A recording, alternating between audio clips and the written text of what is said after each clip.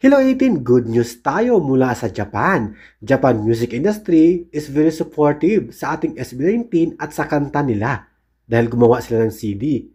Music CD para sa SB19, abala ang boy sa kanilang concert sa North America. Pero ang Japan talagang nag-effort at very supportive sa SB19 music. Latest EP, Simula at Wakas, the world's first CD will be released exclusively in Japan and is scheduled for release on Wednesday, September 17.